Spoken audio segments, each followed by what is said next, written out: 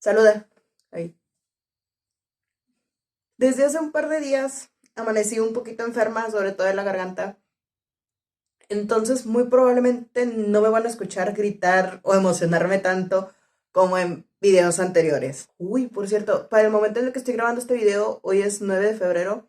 El 16 va a estar cumpliendo 9 años este pollito que tengo aquí. Como dije, estoy desde hace un par de días un poquito enferma, sobre todo de la garganta, pero no he podido evitar querer grabar un video y exponer todo lo que he sufrido slash aprendido con este libro que es Siempre Alice por Lisa Genova. Este libro lo terminé justamente el día de ayer, entonces, como siempre digo, quiero mantener como que la emoción fresca, los recuerdos frescos del libro y ya después comentarlo cuanto antes. Me sorprendió mucho, de hecho, ver este libro en Marketplace, porque recuerdo que estaba viendo cosas que nada que ver. En ese momento ni siquiera me la pensé, le mandé mensaje al tipo que lo estaba vendiendo de que en cuánto y dónde entregas. Y ya al día siguiente fue de ir por el libro.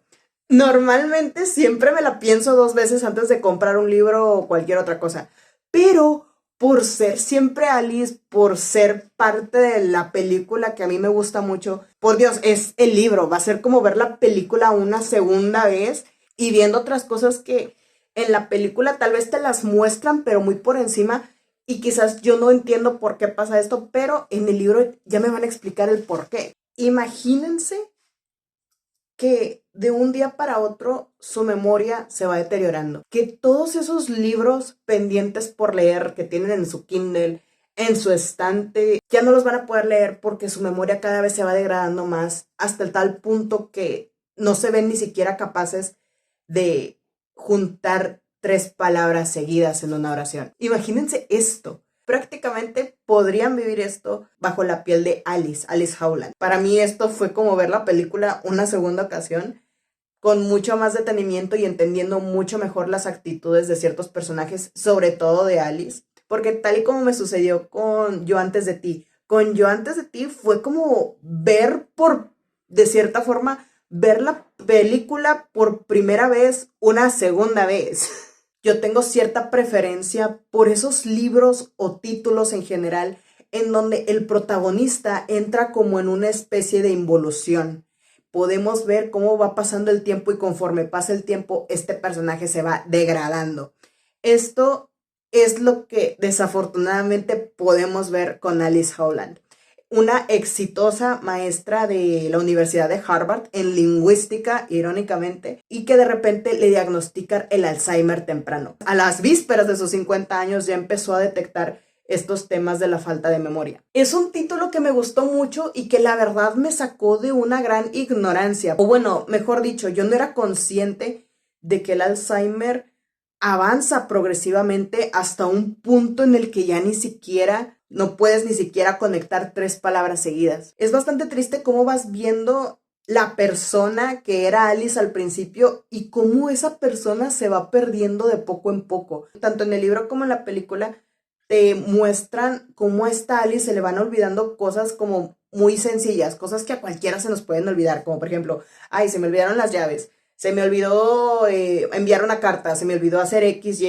X cosa, ¿no? Pero llega un momento donde ya nos damos cuenta en el que ya esto ya no es normal. Como por ejemplo, hay un momento, tanto en el libro como en la película, en el que Alice, normalmente todas las mañanas, ella sale a correr.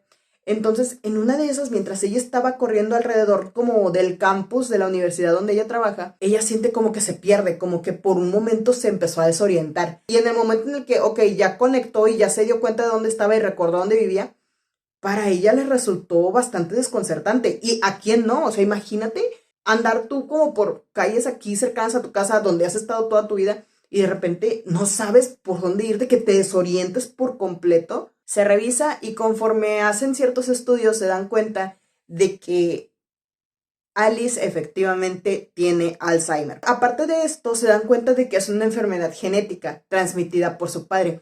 Mira, me atrevo a decir que tanto la película como en el libro ponen a uno mismo a prueba de, oye, también chécate, si te olvidaste de esto, también tú chécate. O bueno, yo lo vi así. Hay un momento en el que a Alice le hacen muchas preguntas. Le preguntan de, ¿puede decirme su nombre completo? es tal. Es casada, tiene hijos, cómo se llamaban sus padres, cómo se llama su hermana, en qué trabaja, dónde estudió, su color favorito, en qué mes nacieron sus hijos. Puede repetirme esta dirección, John Black 92, Cambridge, no sé qué, y ya Alice lo repetía sin problemas. ¿En qué estación del año estamos? No, pues verano. ¿En qué mes estamos? Tal mes. ¿Qué hora es? Tal hora. ¿Usted fuma? ¿Usted toma? ¿Cuál es su número de teléfono? ¿Cuál es su dirección? ¿Duerme sus 8 horas diarias? Dígame 3 nombres de confianza. Bueno, preguntas como de protocolo médicas. Entonces llega un punto donde el doctor finalmente le pide, ¿podría repetirme la dirección que le dije en un principio? Y Alice se queda como de... Y yo también me quedo así como de... ¿Qué dirección fue? Yo también llegué a un punto en el que yo me asusté porque dije, bro, yo ni siquiera me acuerdo cuál dirección era. Es que era un dato tan irrelevante que ni siquiera lo quise retener, pero yo sí me asusté también de cómo es posible que no me haya acordado de la dirección. Y de hecho, la dirección que les acabo de decir sí viene en el libro, no es tal cual, porque es John Black, me acuerdo que sí era John Black, pero a partir de ahí ya no me acuerdo qué es. Y yo dije, mira, no intentes ponerme a prueba a mí, la que tiene Alzheimer es Alice, no yo. No intentes diagnosticarme o meterme ideas de que, ay, a mí también se me está fallando la memoria. No. Bueno, total. Continúan las pruebas. Ustedes también se asustaron, ¿verdad? Quiero pensar que sí. Entonces ya después de todas estas pruebas llega un momento en el que oficialmente ya le diagnostican que tiene Alzheimer en etapa temprana. Ella se pone en este momento de duelo con ella misma en el que, ok, la persona que soy ahorita ya no lo voy a hacer dentro de unos cuantos años. Ella ni siquiera se va a acordar de quién fue alguna vez, ni siquiera ella se va a acordar que fue una maestra de lingüística que daba conferencias a universidades muy prestigiosas, que daba conferencias con otros colegas, que ella escribió un libro junto con su esposo. Y el solo hecho de pensar ella de que en algún momento va a perder todo eso, que ella va a dejar de ser esa persona, es tanto para ella como para el lector algo muy triste. Le dicen que esta enfermedad del Alzheimer fue transmitida por genética por parte de su padre. Entonces, tanto ella como su esposo John tienen como que esta responsabilidad de contarles a sus hijos de, oigan, a su madre le diagnosticaron Alzheimer temprano. Esto es una enfermedad genética, por lo que si ustedes quieren, pueden hacerse la prueba para saber si ustedes tienen el gen que dicta que van a tener Alzheimer en etapa temprana. Total, se lo cuentan a sus hijos. Ellos tienen 3. Entonces, hay una parte de los hijos que quieren saberlo, hay otra parte que no quiere saberlo.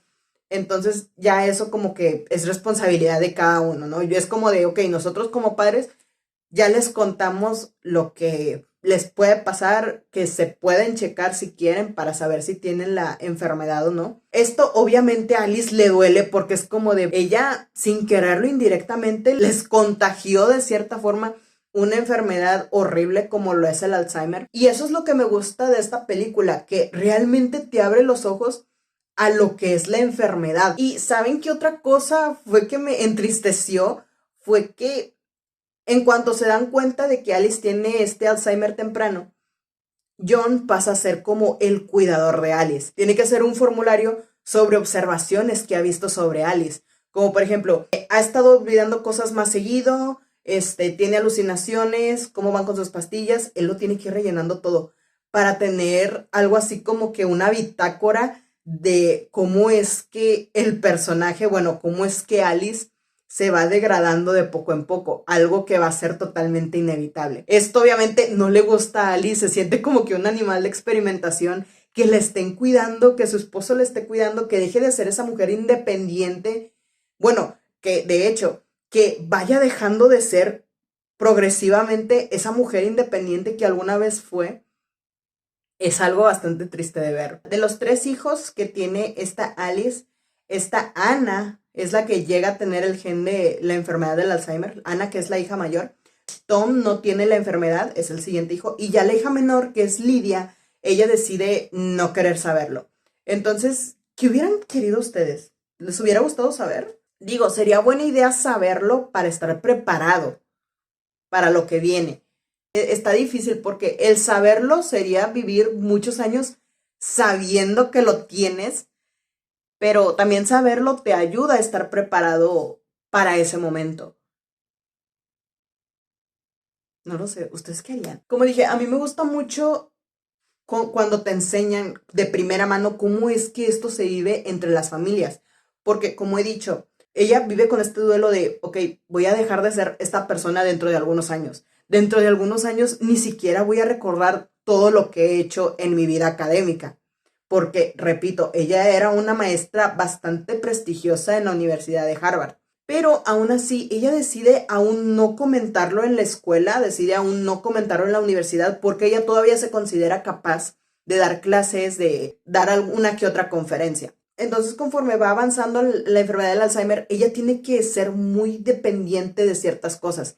Empieza haciéndose dependiente de los post-its, de hacer su lista de cosas pendientes que tiene por hacer, y lo hace como con una sola palabra, ¿no? Como de clase, carta a Lidia, tesis Dan. Entonces ya llega un punto en el que hacer post-its ni siquiera es suficiente, porque en el momento en el que ella escribe conferencia, ella piensa, ¿qué conferencia? Y más encima, ¿yo voy a ser la que va a exponer en la conferencia o tengo que ir a presenciar una conferencia? De los post-its pasa al BlackBerry, el cual le ayuda como con recordatorios de lo que tiene que ir haciendo, con alarmas. Y de hecho, cuando ya empieza a usar el BlackBerry, ella empieza a hacer un plan, que esto es como que la parte más oscura, digamos, de esta historia. Ella se da cuenta de que la enfermedad está avanzando progresivamente y lo que hace es hacerse un cuestionario para ella misma todos los días con preguntas muy básicas, como por ejemplo, ¿en dónde está tu despacho? ¿Qué día es? ¿Qué estación del año es? ¿Cuántos hijos tienes? ¿Cuándo nació Ana? Ella hizo esto para que en el día en el que Alice no pueda responder ni una sola de estas preguntas, ella accediera a su laptop y abriera una carta que ella se escribió para sí misma del futuro. Una carta en la que prácticamente ella se dice a sí misma de, has llegado a un punto en el que ya ni siquiera recuerdas ni quiénes son tus hijos ni en qué día estás. Te has convertido prácticamente en una persona, no se lo dice a sí misma de esa forma, pero básicamente es como de, ya llegaste a un punto de tu enfermedad en la que ya no eres de cierta forma funcional. Entonces le escribe esta carta donde le dice, fuiste una maestra maravillosa, muy exitosa en Harvard, tuviste 3 hijos maravillosos, recordándole un poquito de su vida. Y ya al final termina la carta diciéndole, en tu habitación, en el buró al fondo, hay unas pastillas que tienen una etiqueta negra llamada para Alice. Te vas a tomar todas esas pastillas y te vas a recostar. Básicamente lo que ella estaba haciendo era desvivirse para cuando ella ya estuviera en un nivel muy avanzado de la enfermedad y no ser una carga para su familia. Alice, pensando cuerda, incluso ella llegó como que a este momento de duelo en el que yo me tengo que deshacer de mí misma antes de que yo me convierta en una carga, antes de que yo me vuelva dependiente de todos y sea totalmente inútil, hasta el punto desagradable en el que ni siquiera voy a poder hablar. El punto más triste es cuando a Alice se le van olvidando sus hijos, concretamente a Lidia. Lidia es actriz, entonces toda la familia va a verla a un teatro. Entonces cuando ya se termina el show, el teatro y todo, ellos van a felicitar a Lidia. Van como que atrás del escenario a felicitarla y Alice se pone como de, oh, eres una excelente actriz, ¿vas a volver a actuar? Tu madre debe de estar muy orgullosa de ti. Esta Lidia, consciente de que tiene la enfermedad del Alzheimer, ella le sigue la corriente de sí, espero que ella esté muy orgullosa de mí y sí, voy a seguir actuando en otros títulos, también he actuado en esto y aquello. Algo que me conmovió mucho de la película es que Alice decide dar una conferencia sobre el Alzheimer, ya esto en un punto en el que su enfermedad ya es mucho más avanzada. Entonces, a comparación de las conferencias que ella daba antes de esta enfermedad, en este caso, ella está leyendo su discurso mientras ella pasa un marcatextos para no irse olvidando de lo que ella va diciendo y no perder el hilo de lo que va diciendo. Ay, Dios, ay, es que esa parte se me hizo muy triste. Y más que nada por el discurso que ella da. El discurso como de, yo fui esta maestra en Harvard, tengo 3 hijos maravillosos y sin embargo tengo esta enfermedad del Alzheimer. Esta enfermedad no perdona a nadie, te quita todos los recuerdos hermosos que tienes de poco en poco. Yo sé que voy a olvidar esta conferencia, pero eso no significa que no lo esté viviendo. Estoy viviendo cada segundo de lo que estoy compartiendo con ustedes. Es que mira, en la película, de repente, según recuerdo, de repente te meten eso de que ella decide dar una conferencia. pero en el libro te explican el antes de esa conferencia y es más que nada porque a Alice le sacó mucho de onda que solamente los cuidadores de los que sufren la enfermedad pueden tener como que reuniones cada cierto tiempo para hablar de cómo se sienten, de cómo esto les ha afectado a la enfermedad, ¿sabes? Como que un grupo de apoyo. Y Alice, ella misma se preguntó como de, ¿por qué los cuidadores sí tienen ese grupo de apoyo y no los que tenemos la enfermedad? Esto se lo comunica a una de las doctoras que la atiende en sus chequeos periódicos. La doctora le dice, mira, lamentablemente no ha habido nadie que se haya querido inscribir o que haya propuesto algo como eso. Sin embargo, déjame revisar si hay más personas que les gustaría unirse a algo así. Hay como 3 o 4 personas con Alzheimer, ellas, de las cuales ellas también están interesadas en estar en un grupo de apoyo. Entonces fue en ese momento, de hecho es en el único momento en el que Alice se siente como comprendida, como verdaderamente escuchada. Porque tú como lector puedes ver todo el panorama, puedes entender la perspectiva de Alice y también puedes entender la perspectiva de John. Porque hay un momento en el que Alice se pone a buscar su BlackBerry en un momento random. De tanto estar buscando la BlackBerry, llega un punto en el que ya hasta se le olvida lo que estaba buscando, pero sin embargo ella está con esta mentalidad como de, ok, ya se me olvidó lo que estoy buscando, pero estoy segura de que en cuanto lo vea, me voy a acordar de que eso es lo que yo estoy buscando. Entonces se pone a poner la casa patas para arriba, mueve todo en la madrugada mientras John estaba durmiendo. Puedes entender por qué John se desespera con esta Alice y por qué Alice se desespera con John. Puedes entender por qué John puede ver a Alice de cierta forma como que se está volviendo loca, desafortunadamente, y por qué Alice le ofende que John la vea como si estuviera loca. Yo quería meterme en el libro y decirle a John, John, Alice está actuando así por esto, por favor, no la juzgues así. Tanto Alice como la familia alrededor, ellos se están resintiendo ese problema. Lidia está cuidando a su mamá. Entonces, Lidia le pregunta de, ¿quieres que te recite algo de Shakespeare? Y ella como de, ella ni siquiera sabiendo de quién es Shakespeare ni nada de eso. A Alice le cuesta bastante trabajo entender, conectar las palabras, saber a lo que se está refiriendo, pero ella le pone atención. Este ha sido un libro que me ha conmovido desde el principio hasta el final. La verdad es que es desgarrador ver cómo es que Alice empieza siendo una mujer totalmente exitosa, siendo una profesora en Harvard sobre lingüística, y ver cómo ella de poco en poco va perdiendo todo eso. Y no solamente esos conocimientos sobre la lingüística, el aprendizaje y todo eso, sino también cómo esta cruel enfermedad le va arrebatando de poco en poco los recuerdos de ella con sus hijos, de ella con su esposo. E incluso el propio libro te hace de cierta forma parte de la experiencia, porque hay capítulos donde Alice está en su casa y el libro se refiere a Lidia, una de las hijas de esta Alice, se refiere a Lidia como la chica desconocida, no, la chica actriz le tendió un jugo de manzana o algo así. También cuando, por ejemplo, esta Alice y John se van a su casa en la playa y el libro de un momento a otro te describe a John, el esposo de Alice, te lo describe como el hombre dueño de la casa, porque a Alice ya le cuesta incluso acordarse del nombre de su esposo y acordarse de que Lidia es su hija. Diferencias que haya encontrado del libro con la película, la verdad es que no fueron muchas. Hubo ciertos escenarios del libro donde ella, por ejemplo, visita la tumba de sus padres. También te muestran el gran odio que esta Alice siente contra su padre por haberle heredado la enfermedad. Y no solamente por heredarle la enfermedad, sino porque también su padre era alcohólico y era muy violento. Cosa que en la película no se ve. Alice menciona en la película que era alcohólico, pero no que llegaba al punto de ser violento. Bueno, también algo más o menos triste, podría decir yo, era que llegaba también un momento en el que Alice tenía la distorsión del tiempo muy atrofiado. Tenía la distorsión del tiempo muy, ¿cómo decirlo? Muy alterado. Porque habían momentos en los que Alice estaba con su hija Lidia, Lidia era la que cuidaba más de Alice, y de repente Alice le preguntaba, oye, ¿dónde está Anne? Su hermana, que ya falleció hace como 20 y largos años. Y Lidia le dice, fue tu hermana, pero desafortunadamente falleció. Y Alice como que no se acordaba de eso y empieza a llorar por la muerte de su hermana, que ya tiene mucho tiempo. Digamos que ella lloró como si esa noticia se la estuvieran diciendo por primera vez en ese mismo momento. Y como esto, hay muchas otras cosas que no he mencionado del libro, pese a que este es un video sobre la historia con spoilers. Tengo entendido que esta no es una historia demasiado conocida, por lo que sería muy extraño ver a gente que sí haya visto esta película o haya leído este libro.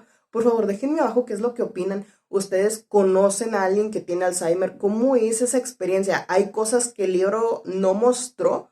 Porque la verdad el libro me pareció bastante transparente sobre la realidad de lo que es el Alzheimer. Pero díganme ustedes, si ustedes han tenido a alguien cercano con la enfermedad, ¿cómo es eso?